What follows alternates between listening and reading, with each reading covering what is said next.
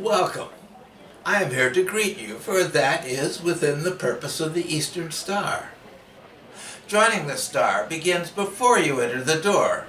It begins with a friend, someone to trust who stands beside you outside that closed door.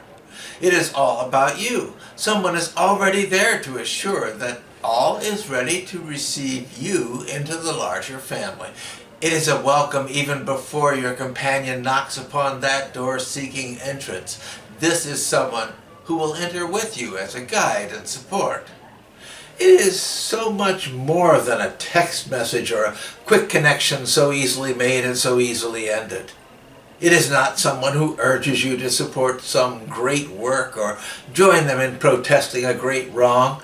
It is no demand for your passionate action that many promote and honor. It is rather a welcome. It is all about you. Nobody enters a chapter by themselves. A candidate for admission comes in with a friend who walks beside them, someone who is already there who knows those first few steps. Our star has a biblical foundation with lessons that we call virtues, demonstrated by women in the scriptures. Biblical stories are already shared, already accepted. It is just to be presented as how we, as members of the star, find our own foundation for sharing with each other in our journey through life. There is the virtue of fidelity in the challenging story of Jephthah's daughter found in the 11th chapter of the book of Judges. There is the virtue of constancy given effect in the story of Ruth. This provides lessons in the importance of family as found in the early chapters of the book of Ruth.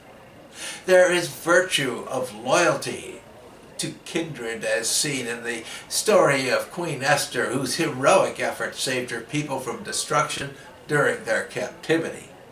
There is the virtue of a trustful faith, a New Testament lesson in the history of Martha, sister to Lazarus, who Jesus raised from the dead. There is the virtue of our love for one another. This last is not a Bible story, but a parable or allegory that addresses the heroine written to in the second letter of John, identified only as the elect lady. It is a lesson of the potency of caring for those in need. The Order of the Eastern Star is associated with Freemasonry, but is not a part of that institution. It is rather one result of Masonic teachings.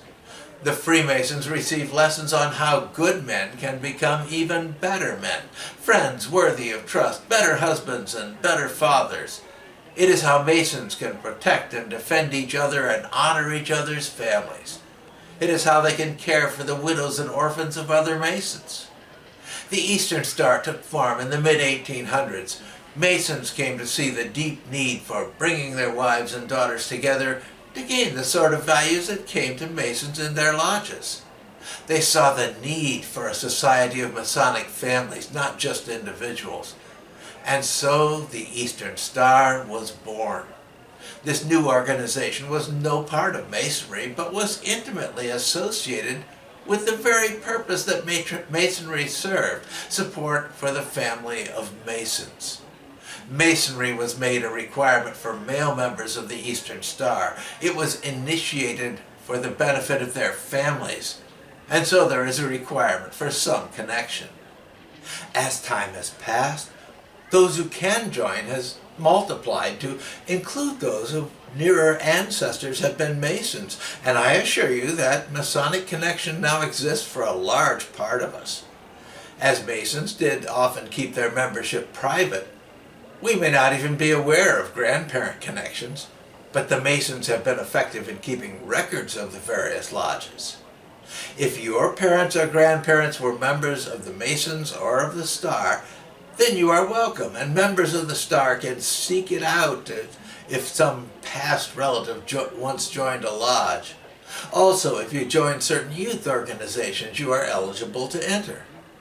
Even if you do not know of any connection, but know when and where your parents and grandparents lived, we will search out any membership they might have had, for our very purpose includes a welcome.